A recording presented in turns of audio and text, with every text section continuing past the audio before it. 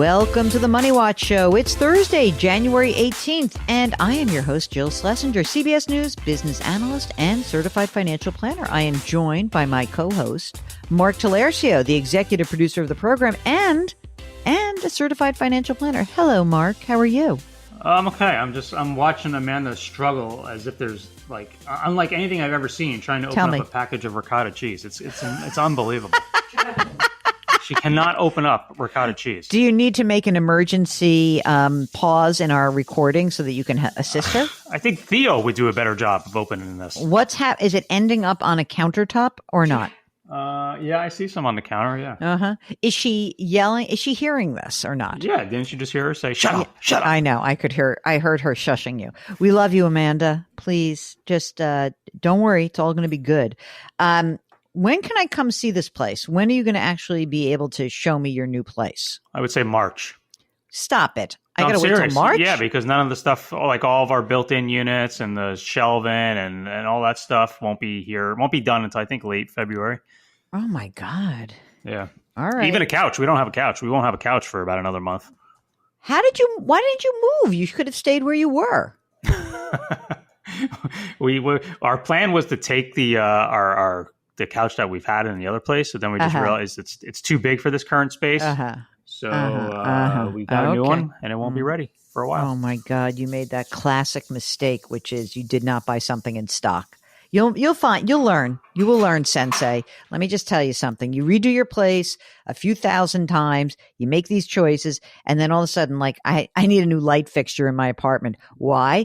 An aggressive accident from bed making. I was fluffing out my comforter, my duvet. Yeah. And it snapped up, and I took out our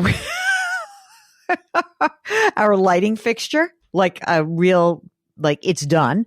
And I was just looking at stuff. I'm like, nope, not in stock. Nope, not in stock. Couldn't care less. Like I would have to. It would have to be really special for me to wait. So, all right, you made the mistake with the couch. You'll learn. Move on. All right. Well, all right. I'm going to put in a March date to come to. This will be good because, I don't like to come to Brooklyn too often. It's not as bad as you think it is. I know. I have very close friends who live in the Heights. It's just a lot easier because it's on the 1-2-3 line. I mean, it's on the 2-3 line, I should say. You will be taking the same train as if you were visiting me in Manhattan. Think of it that way. It's just three more stops. But I'm not rewarded with a bagel. Oh, trust me. The food in this neighborhood is much, much better than where we were living.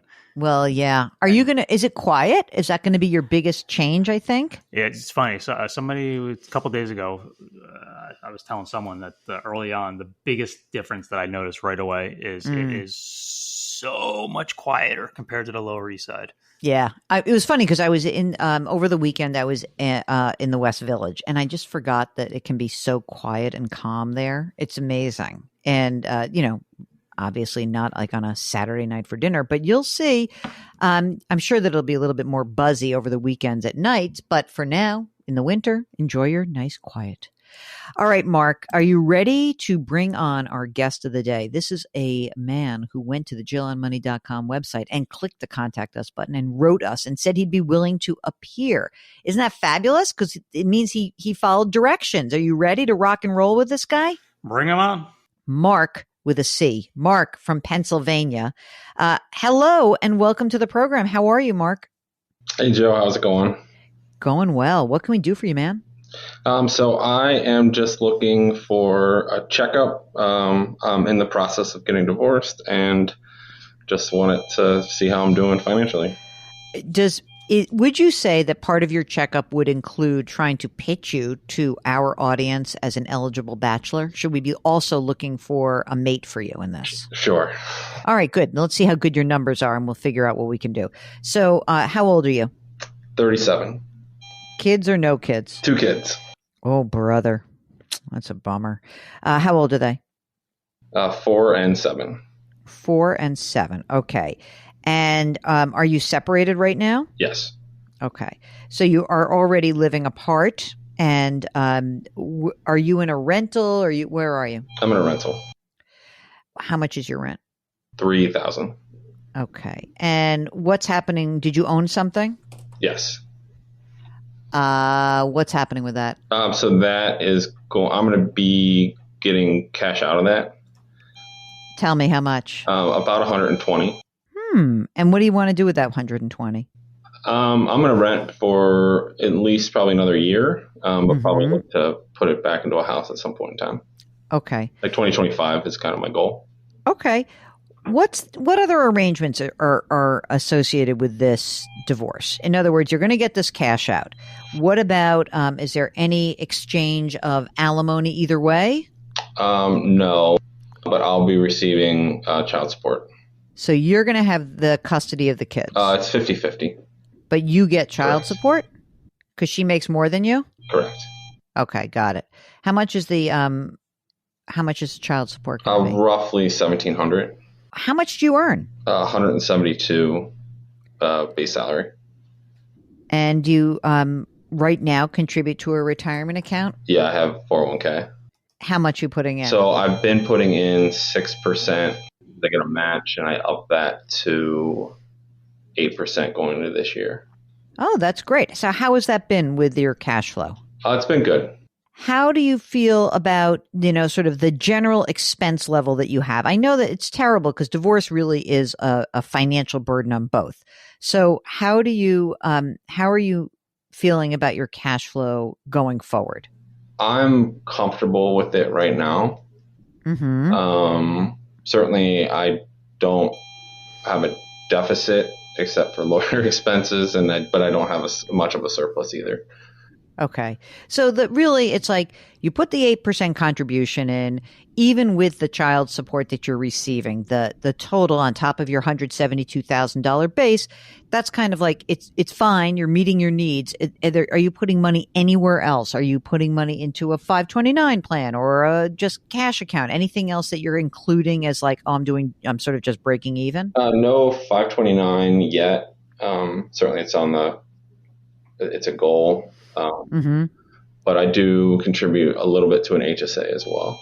Because I am capped with my employer. I am capped at 8% on the 401k. Oh, because you're a highly compensated employee? Yes. I see. Okay. How much money's in your 401k right now? After everything settles out, right now it's 270, but I'm expected to have a little bit of that go away. Because you're going to have to do a quadro, like some of that money is going to go back to her? Yes. Okay. So what do you think it will be after that's done? Probably around 250. Okay. That's fine. That's not like a big, I thought I was getting nervous that it was going to be like half. So 250, you're 37, you got the 2 kids. What about money that's in savings right now? About 20. Okay. And anything else that we should know about besides the fact that you're going to get this chunk of money from the sale of the house? So I have a $5,000 Roth IRA, and that was from some like a backdoor Roth from the 401k because I was topped out. Got about 20,000 in an HSA. Okay, great. And then I have a pension from a previous employer, and then I'm currently on a pension plan as well. Oh, tell me about the pension. I love this. So the previous employer, that was like it was for employment of 2 years. It's like $500 a month in retirement. And you're only there for 2 years? I think so, yeah. Holy moly. Okay, so previous pension, $500 a month. Okay. At like age 65 or something? I think so. Okay. And current pension? Current pension has a cash value of like 34. And they contribute right now. I'm at 3.125 of my income. And that's on a scale based on age in there. It has a annuity, but I'm not 100% sure what that is. But I do remember the cash value. And does your ex have any claim on that pension? Not at this time. We're still in negotiation, but not at this time. Okay. So how are you feeling right now? Are you feeling like stressed? You sound pretty mellow. I mean, I feel comfortable, but certainly I'm in a stressful situation. Yeah, that's what I'm saying. I'm thinking to myself, he seems so calm. I mean, but the money's not stressing you out? It is, but I just wanted a second opinion to see if it is something I actually need to be worried about, or am I in a All good right, hold spot? on a second. We're going to get to that. So do you have life insurance, by the I way? do. So I Okay, have how much? 400 through work and $1 million policy outside of work. Okay, and do you have estate documents done? Yes. Okay, good. Mark with a C, I think it sounds like you're actually in very good shape. You're young. I think that, you know, there's no debt that's outstanding, right? There's no credit card debt. There's no auto loan or anything like that. No, outside of just monthly cards Yep. that get paid off. Yep. So the first thing is, I want you to hear this. You're in very good shape considering you're going through this terrible thing. I think that you're in very good shape. You're living within your means. That's number one. You're putting the 8% in, which is all you can do. And you're going to get a pension later. So, I mean, I think your retirement's probably going to be good. I don't know how long you're going to stay at this job or whether you think you might jump around or not, but it seems to me you're in very good shape relative to the fact that like a divorce can really do a number on your financial life.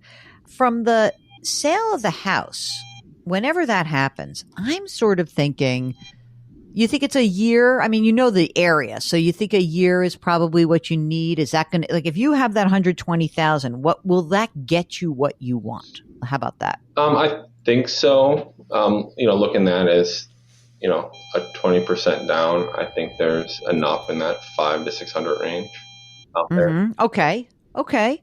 And you think that a year is the right time horizon? I mean, that's my plan or my goal right now, but I'm okay, renting for a little bit longer if that's what it takes. Okay. I would be very careful to make sure that you stay within the range that you really want. If in a year from now you're like, you know what, I like renting, I don't need to own anything, that's fine.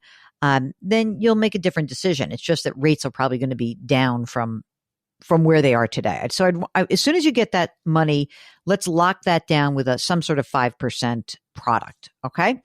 And then I think the only other thing that you are going to need to think about is, when you and your ex start having conversations about 529 plans, if it's that, like, how much money does she make?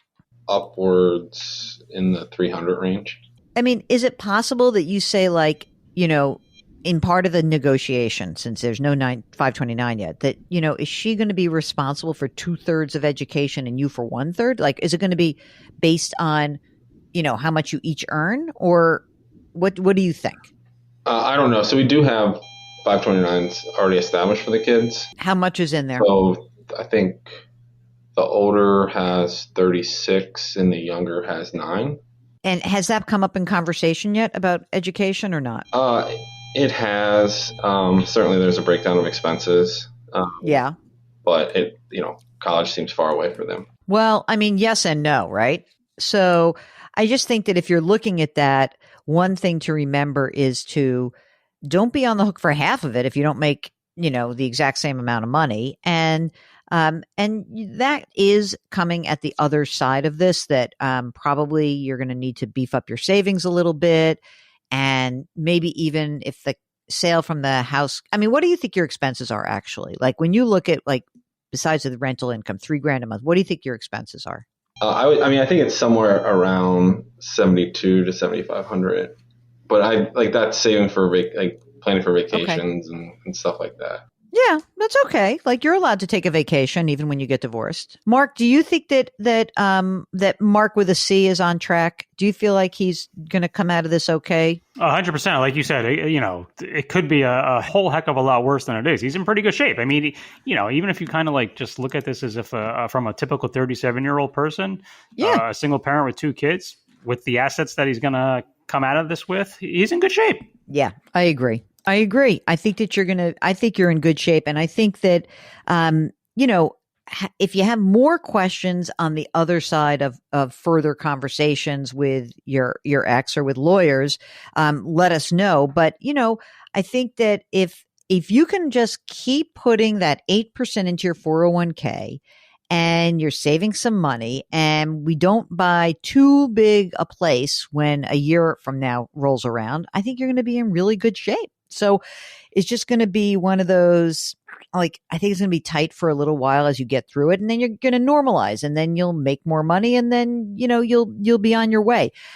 Do get more of that. I would, especially if you're going to stick around in this current job, I would get more details on the pension plan and make sure you understand that. And in my mind, if you could retain that plan for yourself in the settlement agreement with your ex-wife, it's good to hang on to that pension. I'd rather hold on to some, again, presuming it's a decent plan, but I would probably try to hold on to that pension, even if I had to give up a little bit more of my 401k. That's it. Any other questions for us? No, I don't think so. All right. Well, listen, if you don't think that's a life event, wow. I mean, birth, death, divorce, marriage. Those are our big 4 tentpole events of life. I know that there are more, but those are biggies. Job change is a biggie. All of these are big life events. If any of those are on your horizon and you need some help planning for those, give us a holler. Go to JillOnMoney.com, click the Contact Us button. Let us know if we can help out. Don't forget to sign up for the free weekly newsletter and subscribe to Jill on Money Live. That is for $35 for the next 12 months. Access to quarterly live webinars. Cal Newport's up next. I'm so psyched for that. You'll see more of that on our website at JillOnMoney.com. Also, don't forget to check out the YouTube show Jill on Money, powered by The Compound. Mark Talercio is the co-host and executive producer, as well as the king of all things web here at Jill on Money. We are distributed by Paramount Global. We drop our episodes every Tuesday and Thursday. Do something nice for someone else today. Change your work, change your wealth, change your life. Thank you for listening, and we'll talk to you next week.